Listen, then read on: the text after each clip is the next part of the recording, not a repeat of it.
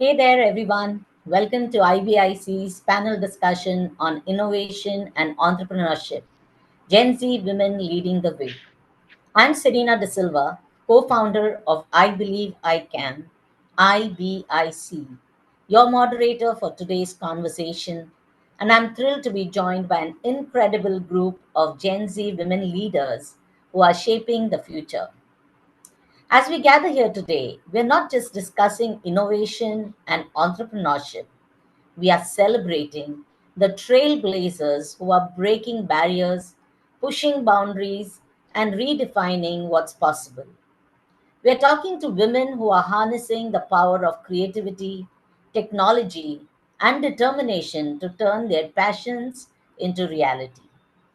In the next hour, we'll be diving into the stories and experiences and insights of these remarkable women. We'll explore the challenges they faced, the lessons they have learned, and the successes they've achieved. We'll discuss the trends, technologies, and innovations that are driving change, and we'll see the ways in which these Gen Z women are leading the change.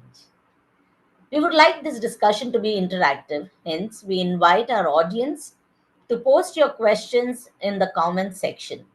Please prefix your question with a capital Q to help us identify it quickly and mention the panelist's name to whom it is directed. So, what are we waiting for? Grab your cup of coffee or tea and let's get started. I'm excited to introduce our panelists and hear their thoughts on what it means to be a Gen Z woman leader in innovation and entrepreneurship. Let's spark some inspiration, ignite some conversations, and celebrate the power of women leadership.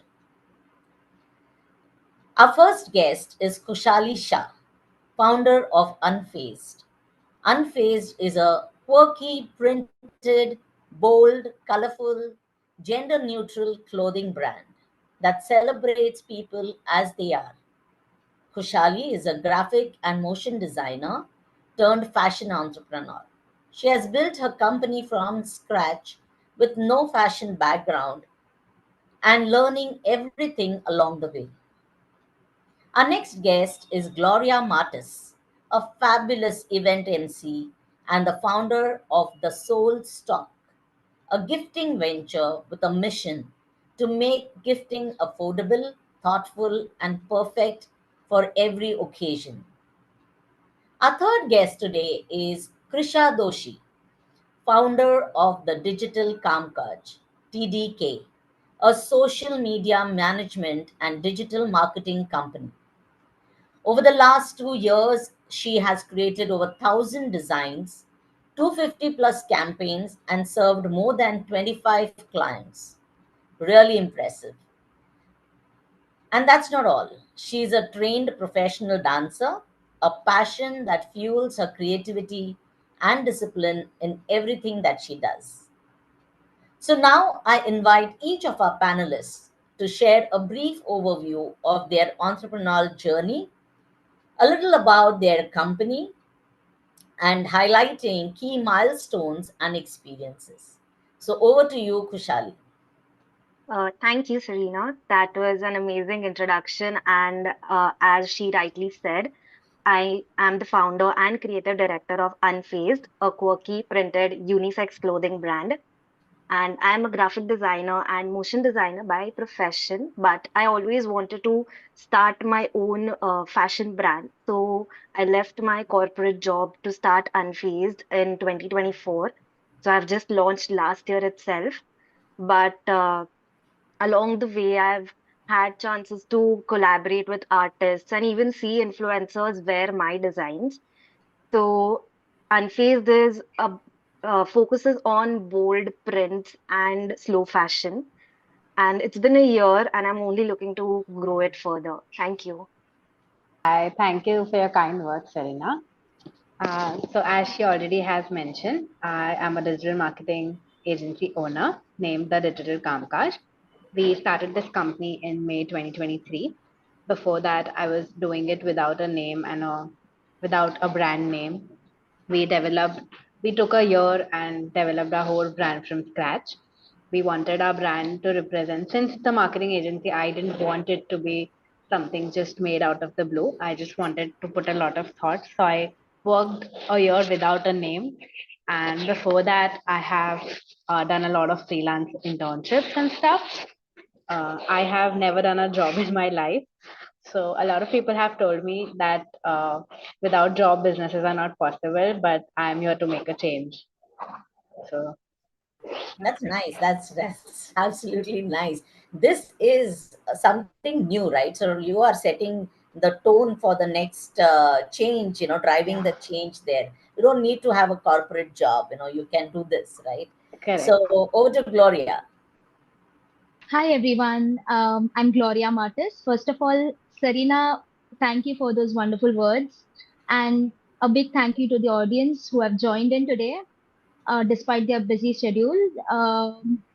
I'm Gloria Martis. Talking about my journey, I have 3 years of corporate experience, 3 years in finance. I was working with Aditya Birla Finance, and 1 year in learning and development with Times Pro. Why business? Because, my entire family, like my dad has always been in business, and looking at him, I am always inspired. Why I was not a business person myself, but few months back, I decided to, continue with my higher education, and I was like, why not? Why not? This is like a good space. Like few months back, I started the Soul Stock with an idea that why not make gifting affordable? You always think that, you need to gift someone, but what to gift them? I come with perfect solutioning to, perfect occasions. I am also an event MC. I do corporate events. I do baby showers. I do weddings. I do comedians.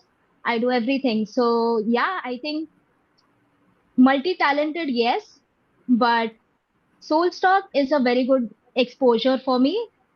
This Soulstock started with a co-founder, me and Sean Pinto.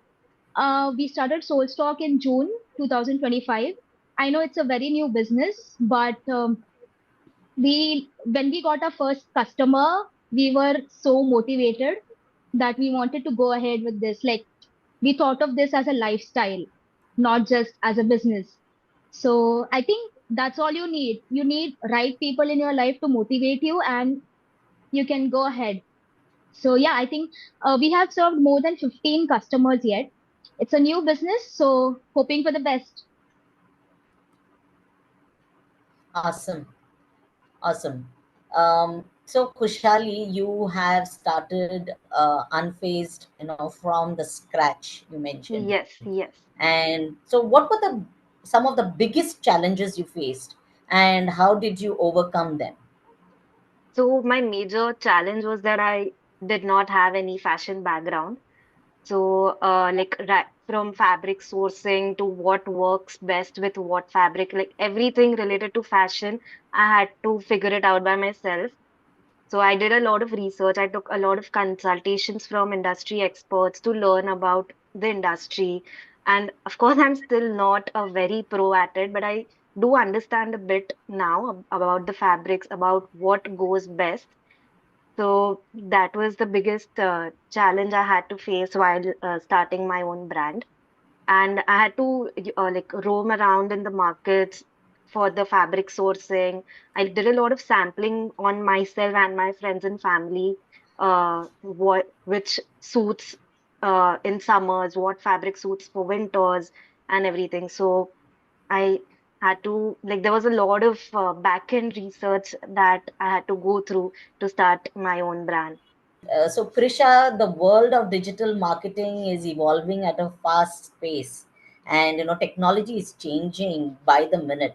How has it impacted your decision making process, and what have you learned from your successes and failures, if any? Digital marketing, as such, the whole marketing industry is obviously every minute there's some new trend, every minute there's some new development in the technology that happens, and keeping up with it obviously requires a lot of practice. But yeah, since I consume content just like I consume tea, so if you are a person who loves content, you will try to keep up with trends yourself.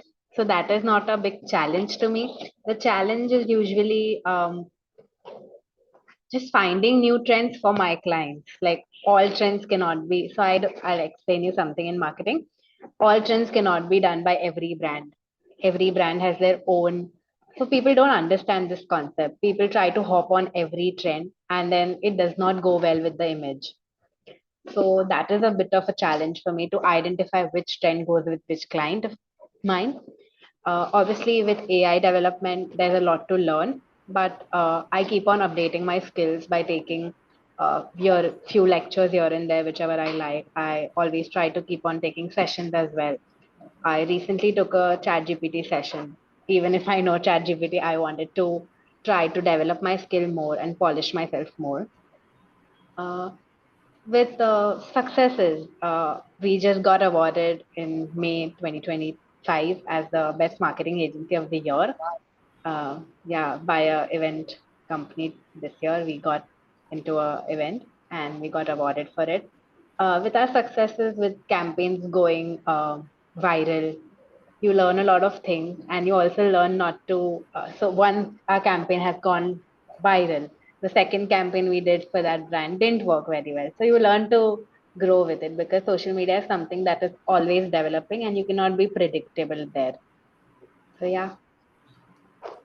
Yeah, I mean, I am learning every day, and I can see that each time I open my screen, maybe in Canva or Instagram, each time it's a different, there are new features coming in, things are changing, and it's quite challenging.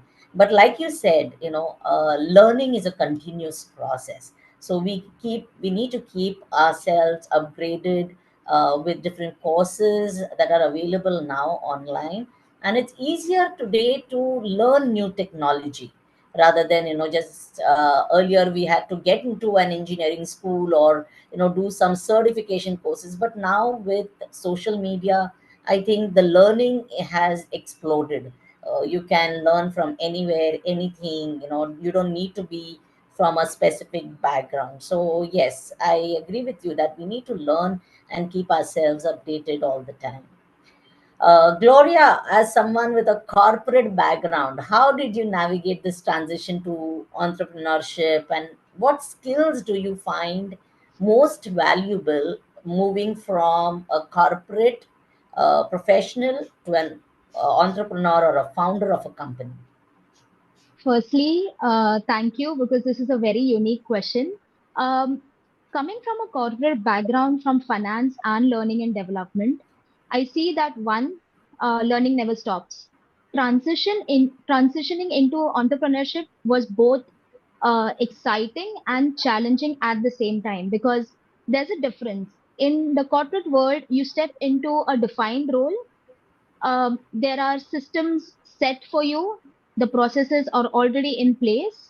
But here, when you start as an entrepreneur, you have to build everything from scratch. um, and that takes a lot of adaptability and resilience because day at a corporate is the same, but when you're an entrepreneur it's not the same. um, Days are going to be different. You're going to have good days, but sometimes it might not be the case. So resilience is the key. The skill I found the most valuable is financial planning. That helps you, manage your finances very carefully.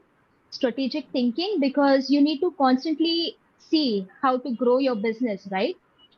It's just as important as financial planning. But talking about communication and relationship building skills, I think that is very important as well, because my dad always tells me that every person you meet is going to help you in some or the other way.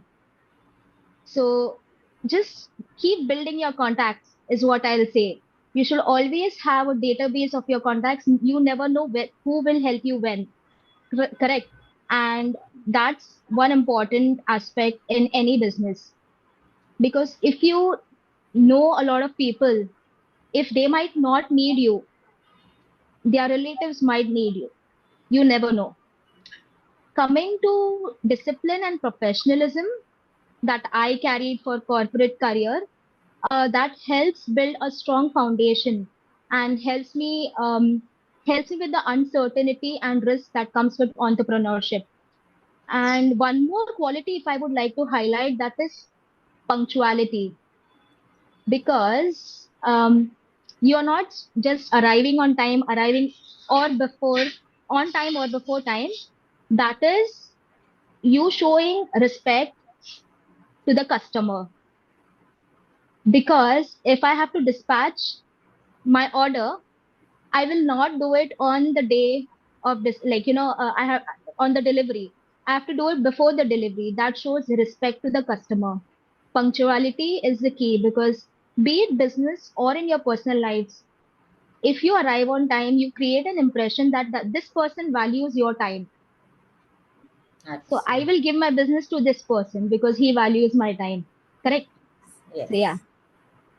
Yes, awesome. I mean, you've really hit some of the very key skills that are required. And as an entrepreneur, as a founder of a company, if you want to, be committed and focused to the business that you are actually giving birth to, it, involves all of these skills, a mix of it, and you can say it is 3x or 10x more than what a corporate professional would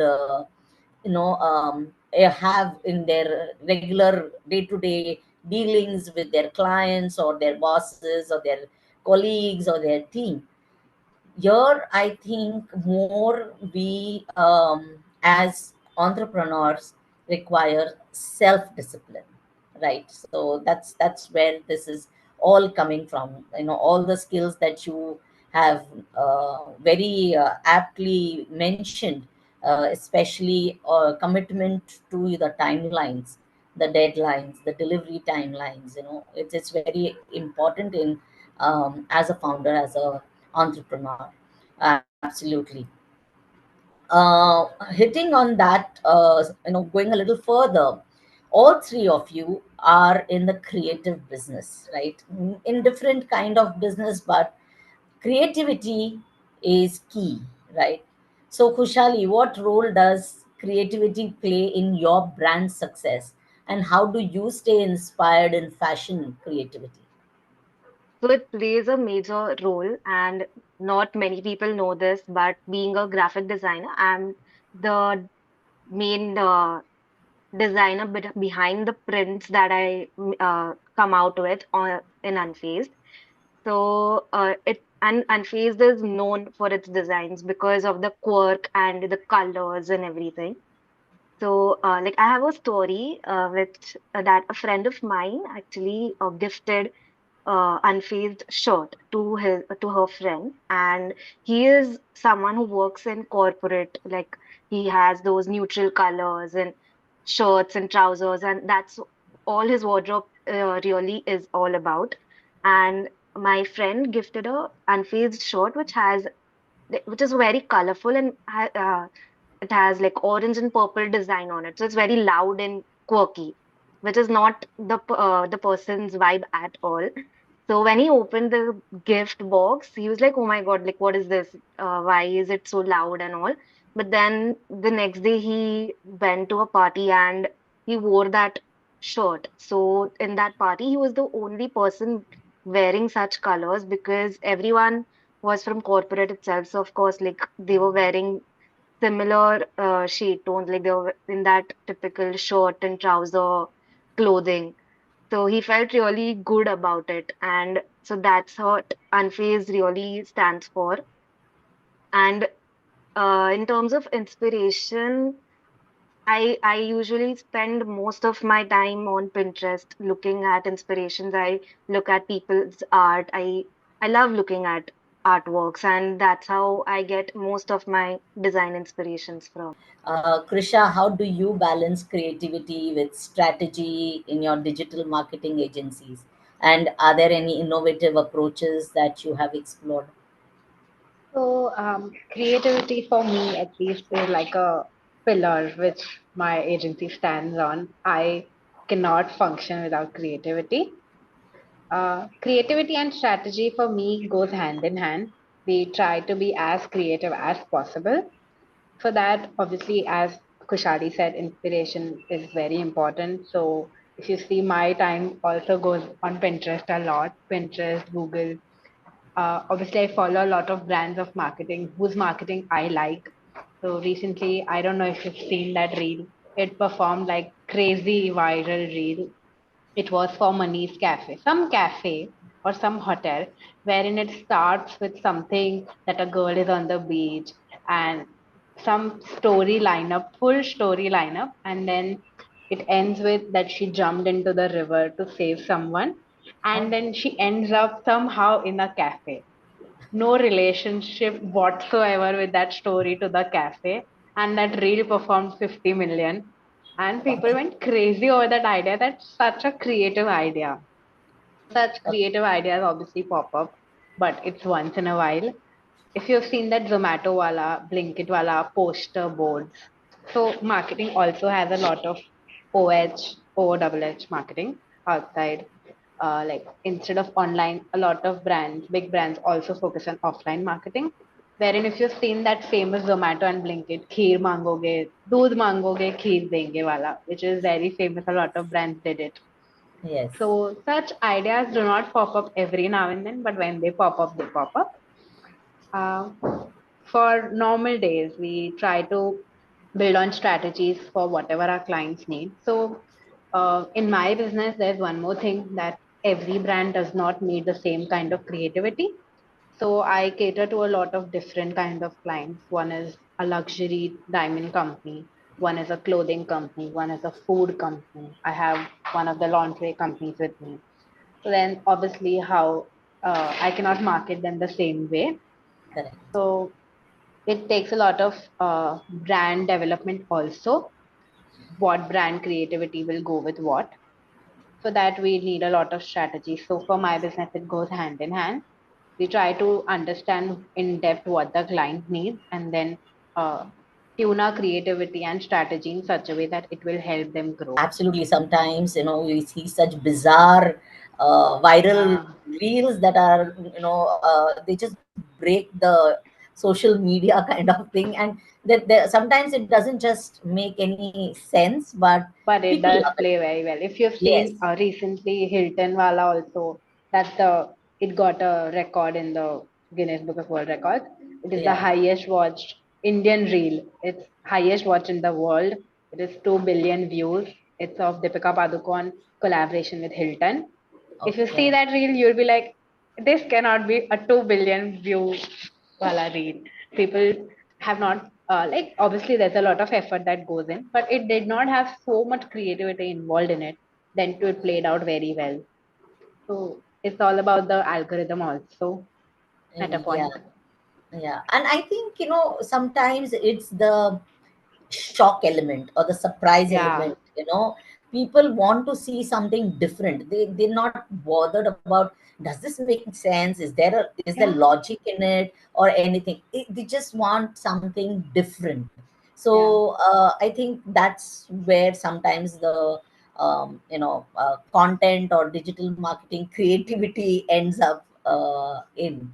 And that's really, that's the world we are living in, the ever changing, the creativity. The word itself has different meanings for different people. So, Gloria, as an event MC and founder of the Soul Stock, how do you incorporate creativity into your work? And what So, trends do you see in your industry or gifting industry or events industry? okay. There's one thing common in gifting and emceeing, that is creativity. For me, creativity isn't just about doing something very flashy. It's about making people feel something home. Whether it's curating an event or designing a gifting idea. One way I bring creativity is through personalization. Obviously, we offer custom gifting as well. we are open to adapting. That is one thing important about creativity. Our generation is more into experiences now rather than uh, transactions. So, yeah, I think this is one thing. And another is by observing from different cultures, different conversations, and also in PR, there's a term called competition mapping, wherein you study your competitors, uh, online competitors, or maybe you see how other businesses are doing. For me, I had recently reached out to a business, gifting business online, where we communicated and gelled a lot. I got to learn a lot from them, and they got to learn a lot from me as well. So that's one thing. And there are two things, two two major trends that I follow, that is sustainability, because our generation is more uh, into creating an impact on the environment as well. People want experiences and products that are more sustainable. For example, recently I had received an order where they were asking me if my products are packed into plastic or paper, and they had a serious problem with plastic. So I think adaptability is the key. Second, digitally driven personalization. Now, as Trisha rightly mentioned that, AI helps a lot. So I think AI has helped me a lot as well when it came to the business. And, online trends, yes. But then, studying the market becomes easier when you have a personal connection with them. So you learn from everyone. So you understand the trends, what's going on. Yeah. Yes, and I think the world is moving towards more eco sensitivity, and I think with Gen Z, this is catching on. I don't know whether it's a passing fad, but yes, people I are think, conscious. Yeah. yeah, I think recently, even when I was partnering with one of the businesses, we just came out with Ganesh Chaturthi giveaway gifts. They wanted like 25 pieces of it, and they wanted a magnet, a customized Ganesha magnet. So I just teamed up, I just, collaborated with a small business who were into eco so much that they had that seed bags inside the magnet packaging. That also creates an impact not only for them, they are getting their branding as well, but then it creates an impact brand image for us, because they know that we are in support of sustainability. Recently somebody invited us for their wedding, and their card was actually, you can plant that card, so it was not a paper card. There were seeds in that particular card, where you can put that invite in a pot and water it for some days, and you'll get seedlings, saplings coming out of it. So that was such a innovative idea, and also at the same time being sustainable, like you said. So these are some of the creative, I think, uh, ideas that people are coming out to be very relevant in today's scenario and situation, right? Coming to building a community or a network, Kushali, how has Unfazed built a loyal customer base? I'm sure you already have a good client base, and you also mentioned you have some influencers and celebrities as your customers. So, what Yes. strategies have you used to engage with them? Another thing that Unfazed is known for is the quality of the clothing. And it's like when I started out, I had a very limited collection. Like I had just 8 to 9 SKUs in my collection. And I used to do a lot of pop-up exhibitions at various areas and places in Mumbai itself. So when people saw that collection, they really liked the quality of the fabric. They really liked what they saw. So, and they wanted to see more. Like, they're like, is this it? We want more collection. We want more such things because we really like the uh, fabric and how it feels. So, like, that's how I came up with new. products and uh, followed the trend of my brand. And in terms of connecting with influencers, so I literally had to email them, I DM'd them a lot. I just spammed them in every social media and everything. And I got connects because of that. And that's how they are like, okay, please send over your stuff. We would like to wear it. So that's how, like, if anyone knows Viraj Ghelani, he's a very popular Gujarati influencer. Then there's Pranay Pachori, he's also an actor. So these people loved the fabric, and they had also DM'd me about it, that it's a really good product, and they really loved it, and they even wore it to their podcasts, and like they wore it for the videos they were shooting for Instagram. So that's how, like, I reached out to them basically. And in terms of strategies, so what I my brand is of a slow fashion brand. So not many people know about what slow fashion exactly is, Correct. and what I do as a brand to follow the slow fashion, so to make it a slow fashion brand, right? So I educate my audience on my Instagram what exactly is slow fashion, how I contribute to it, and what steps I have taken to make it a slow fashion brand. So my main thing is educating on social media about my brand story. Okay. Okay, great.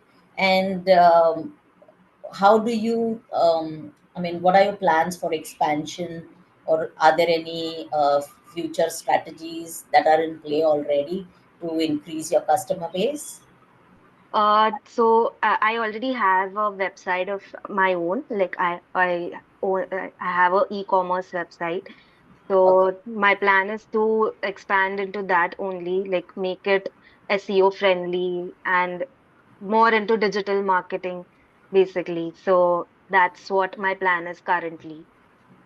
Okay, great, great. So Krisha, at Digital Kamkaj, how do you foster relationships with your clients and partners? And do you have any branding tips that you want to give to startup founders? Because you already mentioned that you have a diverse industry clients, and so how do you maintain that relationship with them? So basically, for my business, since it is not a product business, we are into service. So there is nothing that I can directly tell my clients that you buy this and see the product and see how it feels, and then you can come back. It is what actually I deliver and how I maintain my relationship. So every service business, I'm not saying product businesses are easy. They are difficult. They have their own challenges. But if you talk about service businesses require a lot of customer relationship management, client relationship management. You need to have a very good grasp on it. For me, I have been hearing this comment from all, like every client I have ever pitched has told me this, that consider this as your business and then market us. And I always tell them this, that that's not possible, because if I start considering every business as my own, I would not be able to make rational decisions. I would not be able to see through it. I need to see from a third person perspective. So, for example, if I want to evaluate Kushali's business, for example, if she comes and tells me that, Krisha, consider unfazed your baby and then market it, I'll be like, I'll be very chilled and I'll not market it only then. Because as a customer and as my own thing, there are two different ways I deal with. So I always tell my clients that I will be considering you as a client so that I deliver my best.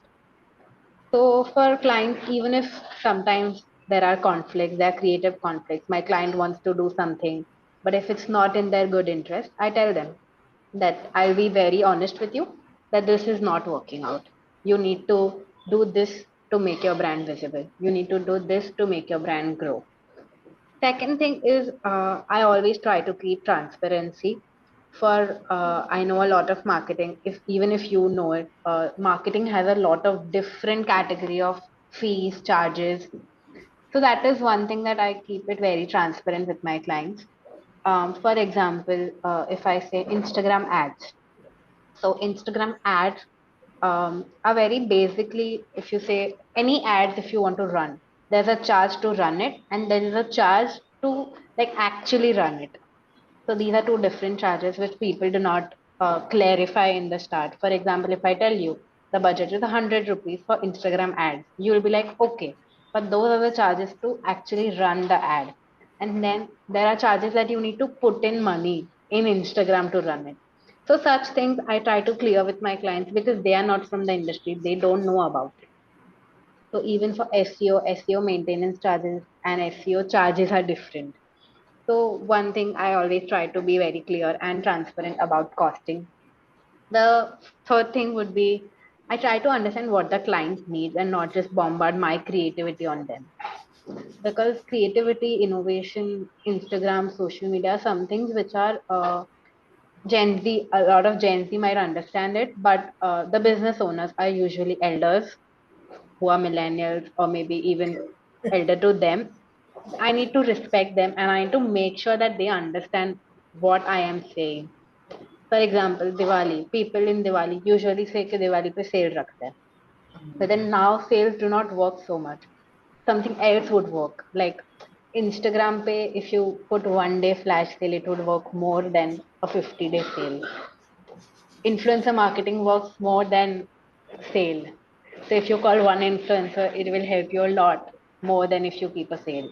So making them understand and understanding their mentality and keeping that and respecting to it is also something that I try to build with my clients, do with all my clients. Actually brought out a very important point in running a company and on being an entrepreneur is integrity, Yeah, honesty is very important because if you want to build that relationship with your customers, you need to be very transparent, like you said.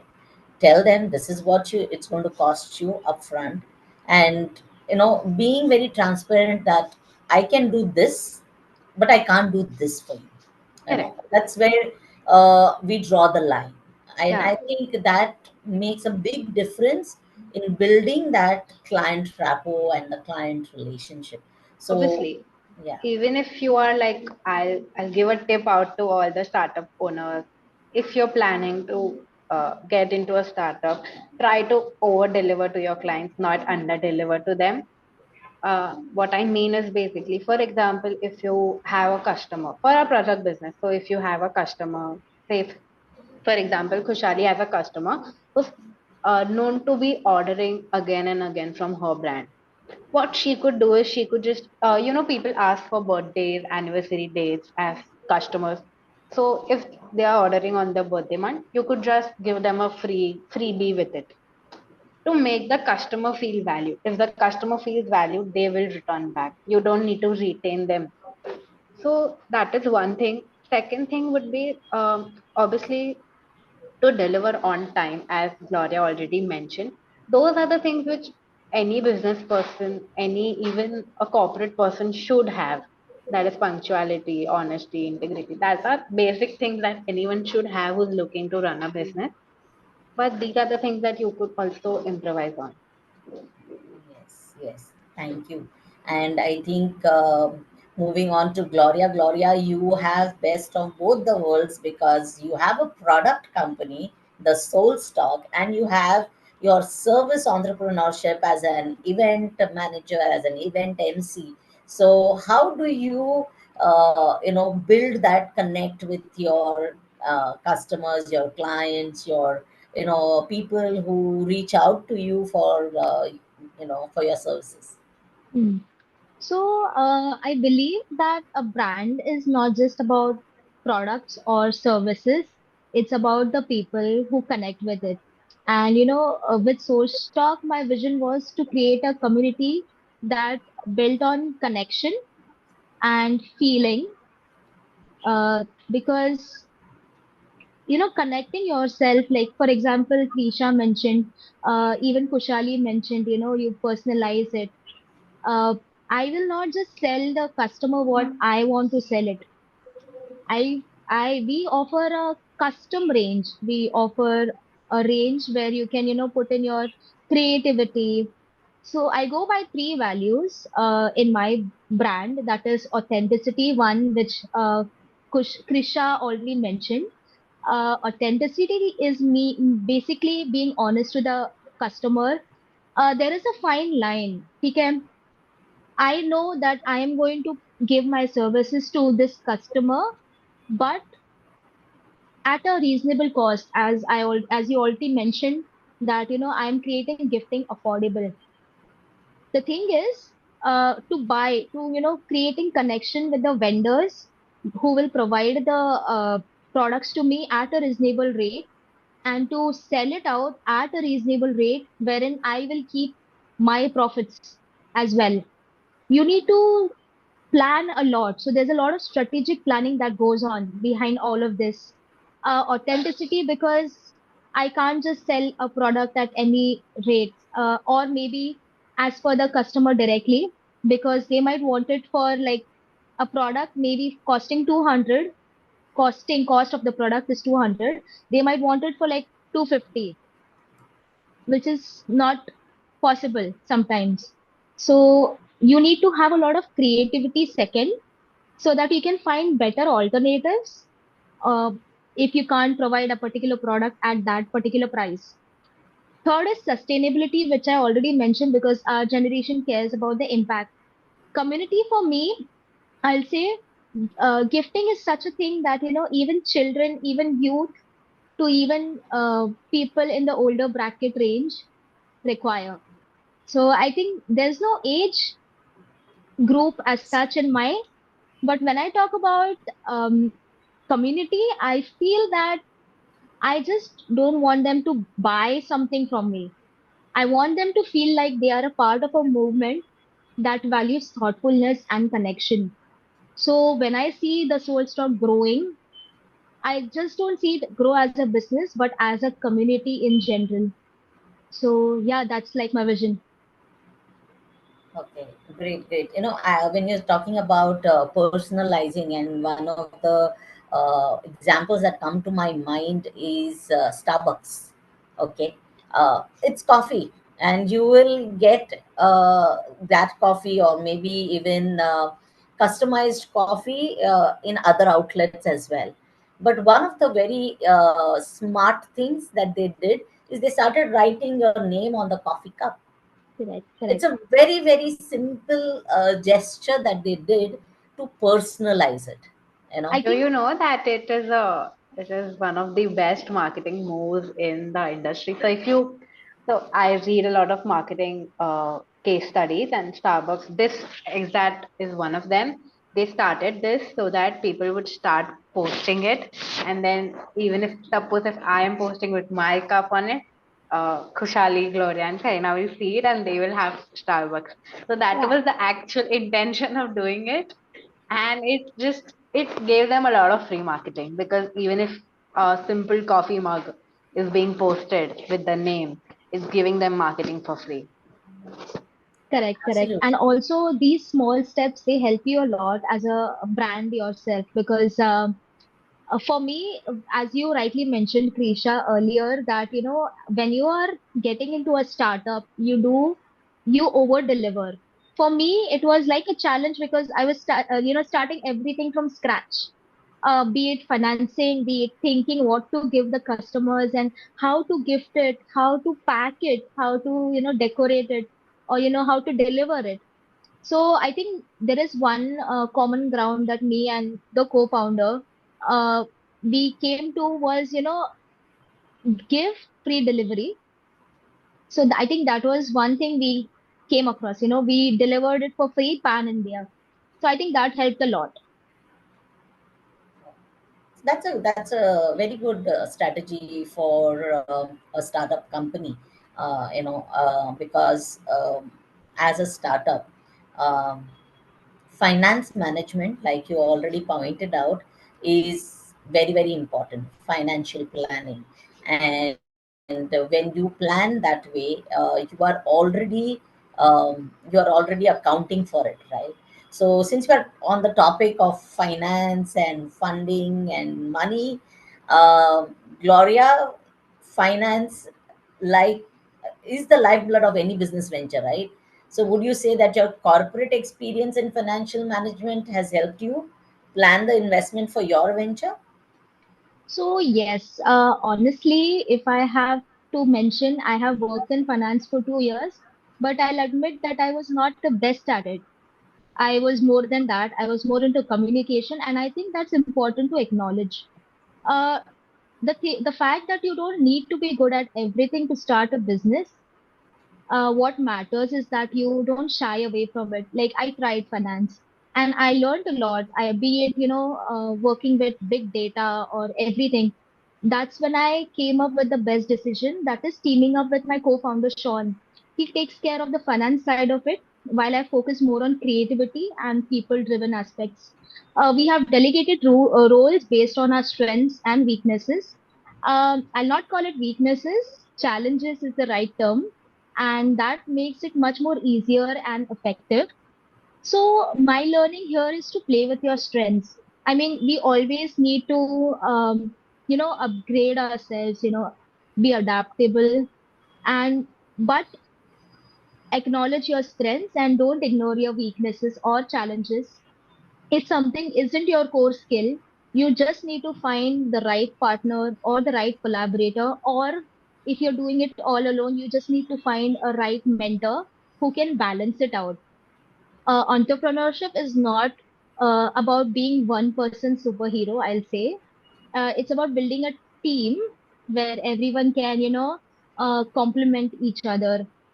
Yes, finance has helped me a lot when it comes to, uh, branding a product, costing of the product. It has helped me with the profit margins. Like this was the first time I was doing something like this.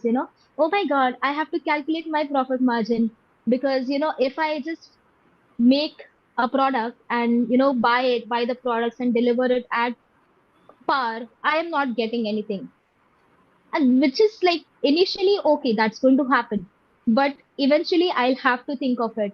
So yes, corporate background in finance has helped me a lot when it comes to the soul stock, and I need to work on it more, you know, learn more about finance. Yes, absolutely. I mean, that's a very important part of the entire business, right? Finance. So, Krisha, what were your experiences like when seeking, funding for your business, or and what advice would you give to others, to navigate through this process of collecting money and funds from different sources? So I have not collected funding yet. I am bootstrapped. My company is bootstrapped. Uh, I try to save a lot of money from my previous internships, and obviously, finance is something that I do not come from. I do not know of, and I'm very bad at it. So, like something accounts and stuff, I was very bad at it. So, I never liked it. But obviously, when you become an entrepreneur, you need to learn it. You need to master your finances. So, with time, I tried to learn it myself. um, how should I invest? What should I invest? Because obviously, a lot of investment of mine goes into my company again for marketing my company, for my client meetings, for pitching to my clients. I require that. Even for my team, like to pay salaries of them. So that is something I take care of now. Very like I learned it. Also, first, as Gloria already mentioned, one person cannot do everything, and my advice is should not do everything. In the first few months, I tried to do everything, and it just it's good at a point if you know everything, but also a curse if you do know everything, because then you expect everything to be done by yourself, and you'll be like, this is not perfect, that is not perfect, I can do this better. So it's sometimes just better to delegate things to the people who are best in it. um, so Yeah. now finances are done by my team. I try to avoid them. But yeah, if at all you're planning to start a business, and if you need funding, obviously go for it. But remember that you're going to be selling yourself. You should be where your mouth is, basically. Also, if you do not look for funding, try to invest in yourself. And I learned this the hard way that everything is not about profits. You need to invest in good things. For example, my softwares, my table space, my workspace, my editors. I tried to hire them, and they obviously cost me a lot, but it has obviously helped me. um, Creating a space was also a difficult part for me. As Gloria mentioned, everyone from her is from the family, from her family is in the business. It's quite opposite for me. I am the only one in my whole family doing business, not just my first parents and stuff, everyone in the whole family. So obviously they do not have a lot of experience, so they cannot help me in that matter. So I try to learn from my other relatives who are into business. I try to learn from people who I look up to. And I understood this, that you need to invest in yourself, in your business. It will only help you. Even if it's just like a small investment of maybe a table, a comfortable chair, but it will help you in the long run. Because if you're comfortable, if you know, if you create a space for yourself in the market, if you hire good people, they might cost you more, but they will deliver better results in the long run. Absolutely. There is a popular one, but they say if you give peanuts, you'll only hire monkeys. So, you need to have a good team for a successful business. Kushali, what has been your experience about gathering funding, finances, management of the whole accounting business? So same as Krisha, my brand is like completely bootstrapped, and so I even like at the start I had to take care of all the tiny details, like what amount of money I'm spending for the production of my clothing, what amount I should be spending for the marketing and everything. So like even I was like I'm a bad finance person. But I had to eventually learn, of course, because I have to take care of that part as well. So it was a task for me, definitely, in the start to handle everything. But then like my family is also into business and they helped me a lot in explaining everything properly, like uh, how should I go about it and everything. So that was my financial journey, basically. Yes, and see, it's very important. We just, as entrepreneurs, it's not just a dream or a passion or an idea that is there, but you need like a whole group of people or your team to support you to make it into a reality. I Right. think that's what all of you are telling me, right now, that we need a very supportive team, invest in the best team, and I think that is something that will bring success eventually, even though initially you feel like a burden, a financial burden, but I think it's a one of the investments in your business, in your entrepreneurship. So that's something that I get from the conversation that I'm having with all of you. So right now, coming to our finale, any final thoughts? What advice would you give aspiring entrepreneurs, particularly women who are looking to start their own ventures? I know that um, today the challenges are same for whether it's a man or a woman, but particularly for women, sometimes there are additional challenges. So, what advice would you give to aspiring women entrepreneurs? So, like Gloria, you wanna go? So one thing is that, work-life balance. We as women, we do everything. We are the multitaskers, and we need to have something called as work-life balance, which I learned from my corporate background, because you find yourself working day and night, which is required for a business. However, we need to have it. Second thing is that my biggest advice is to not wait for the perfect moment. Like, you need to start. You don't need to be perfect. The plan does not need to be perfect. You just need to start. You just need to enter it somehow. Because the learning comes once you start it. So even if you're making mistakes, you're just going to learn. And second thing is that, there's nothing called as failures. Of course, it's always learning. So you need to find the right people in your life, be it your family members, your friends, your relatives, or anyone. You need to back yourself up first, even if no one does. But you also need to find the right community who will help you do this.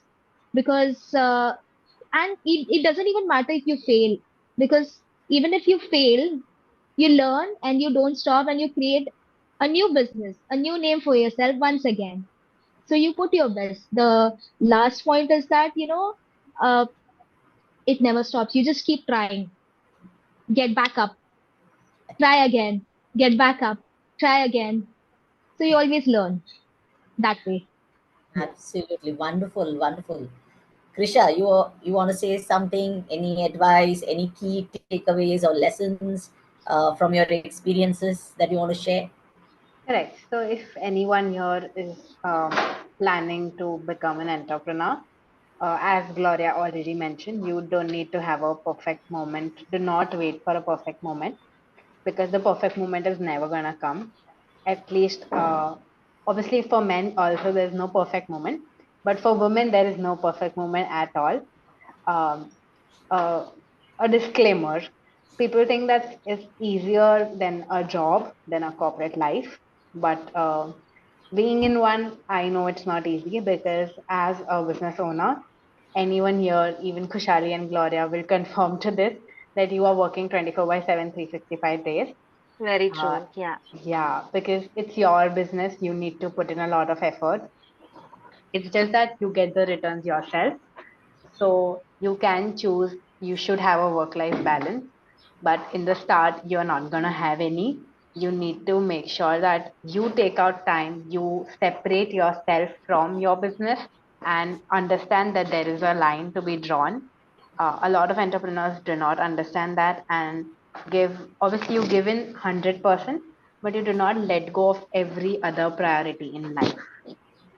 That is something I've learned from my passion of dancing as well. Um, that obviously there are some priorities that you need to have. Um, I when I used to learn dance, and a lot of times there are a lot of different kind of things that need to be dealt with. But my trainer always used to tell me that you need to focus on your posture first. You need to understand this first, then we go to choreography, then we go to choreography. So that is something you learn with time. You need to take out time. You need to make sure that you have a work life balance, even if it's your uh, business. You need to make sure that you tell your clients, you tell your customers that this is where I draw my line. And you need to understand that you are going to give a lot of your time, your efforts, more than a job requires. For women also, there are more expectations, I believe. Obviously the world is changing now, but there are more expectations. Even if you are a working woman and a working man would not be expected home to come and cook. Women are expected to do that, and that is how society works. We are trying to change it, but then obviously, since you are already a part of it, you need to make sure you prioritize that also. Yes. So that's why all of you are trailblazers, right? You are setting the tone for the change. Kushali, what do you have to share for us, for our audience and the young entrepreneurs out there? So, Gloria and Krisha, like they rightly said, we need to have a work-life balance at and and if you are looking to start your own brand, that's what I had to go through. I without even a proper research, I just launched and I just went for it. So that was something I took a leap of faith in. So I would just give one advice that just go for it. And before going, like do not think about all the what ifs and what if you fail, what if I can't do it or anything, but just go for it and everything else will just follow. And do your market research in whatever field you are looking to start your business in, and like see what other brands are doing, what works for them and everything. So that's how you will be able to at least start your own brand. To add to what just Kushali has mentioned, um, I actually started, as I already mentioned in the previous, I had started without a name, without a logo, even like being a marketing agency, I didn't have my name, I didn't have my logo. And a lot of people questioned it, but I would, because a lot of people think while opening the business, what should I name my business? What should I name my business? And then they wait on 6 months, 8 months, and they don't start the business. Once you start it, it will click on time. It will happen. You just need to go for it, as Kushalia has already mentioned. Very true. Like I got the name Unfazed after I started my brand because that's what I just had that thought कि it should be something that resonates with what I am as a person and what I want for my brand. So that's how I came up with the brand name and the brand identity. So after starting the brand, I did all the back end work. The very important aspect is you start. Things follow. You start. You have an idea, do whatever background research is required, and just go for it. That's, I think, one of the Gen Z mantras, I would say, is go for it. Yeah, just do it. Like, another tagline that says, okay. So do we have any questions from the audience? Let me just have a look. It's time for questions. Any questions? Yeah, we have one question, which is, how have mentors shaped your current journey? So, any of you could answer, if you have a mentor who has helped you in your entrepreneurial journey here. So I would like to share. Usually, this I know this is very going to be very opposite of what people usually face. When I started, as I mentioned, I have done a lot of internships. One of my internships was with my boss. There was a boss above me who was, we were working very close together. And usually, what I've heard is that bosses are this, bosses are that, they don't help. But somehow, that boss, my mentor, taught me basic. I didn't know Canva also, and he taught me from scratch. So when I became an entrepreneur, I have people below me. I never say no to people who do not know things now because I didn't know anything, and he still hired me just because I wanted to learn. And he knew that I could learn it fast, I could grasp fast, and I had a pinch of creativity in me. So that is how mentors shape you. People come into your life, and if they perform a little bit of difference, like I want to become something like my mentor, who taught me everything and who was a very sweet boss who understood what life is and not just job. So yeah, they shaped me into what I am. In my case, it's something very similar to what Tisha said. I had a senior when I was working. She was the one who initially took my interview with no background in learning and development overall. She still saw potential in me and she hired me anyway. So I think that helped a lot. Adding on to, you get a lot of insights from your mentors. Um, there's a lot of knowledge sharing. You get third party perspective as well, as Kushali also mentioned. There's that, and mentors in a way test your product first. They get the first hand experience, so you know where you're going wrong first hand. That's there. Second is kindness, returning the kindness.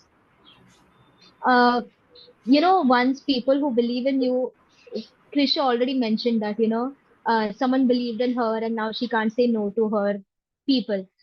Similarly, when people showed kindness to me, I know for a fact that I am going to return it, pass it on. Kushali, you want to mention anything about being having a mentor for your journey?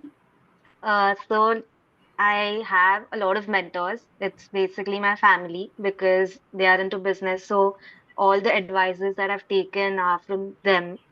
And like Gloria said, they were the first people to, uh, you know, get a hand on all my products. So they were like, I sampled a lot of products on them. So they gave me the proper feedback, what needs to be done, what can be improved, and everything. So my mentors were my family only. Adding to Great. that, talking about mentorship, initially my family was not into business. Eventually we got into. There's one thing that is mindset. Um, when we have our mindset about having an entrepreneur, a business, or starting something, some people might think that, oh, it might just not work out because job has the stability. You're getting money every month. Business is not the same. There are going to be highs and lows. When my family got into business, I think my dad was the first in his generation to start with a business. So looking up to him, I also was like, okay, why not? So yeah, that way I also got into business. So I think mentors play a big part. And yes, one more message to the youngsters out there. Just start, when you started, don't think about people. Just do what your heart wants. Because when you start, you're going to change your mindset and the mindset of the people around you. Because you're going to prove to them that it's going to work out eventually. Listening to y'all, I am being inspired and motivated, to start some things that I have put on the back burner, right? I don't think we have any more questions right now. Um, can each of you call out your website for the audience so that they can connect with you and your brand? So my website is www.beunfazed, beunfazed, unfazed.com, where you will get to see all my products and you can place your orders through the website as well. Since it's a new business, I don't really have a website. However, I have a link tree. I'm going to post the link on the chat box. Please follow me on Instagram. That is at the rate the soul stock. I'm also there on LinkedIn and Instagram. You can check us out, connect to us there with the name The Digital Kamkaj, THEDIGITAL, Kamkaj, KAMKAJ. Thank you, Kushali, Krisha, Gloria, for being part of this movement of Gen Z entrepreneurs. And I think you're going to make waves into the business industry. Whatever you follow your passion to the fullest. And not to sound too cliche, but I would like to quote a famous dialogue from a popular Hindi movie. So, when you pursue excellence, success is always assured, right? So, wishing all of you a lot of excellence. Go and achieve it, get the best that you can in your life. So, thank you very much. Thank you so Thank you, Thank much, you, Serena, for Serena. audience. having Thanks for the us. kind. Yeah, thank you, It was great audience, having. for being part of this. And we will post the video recording on our website, IBIC. Please follow us, like and share, subscribe. Please tell people that IBIC is bringing a lot of inspiring podcasts and interviews and webinars that are really going to make a difference to your life. So, thank you, everyone.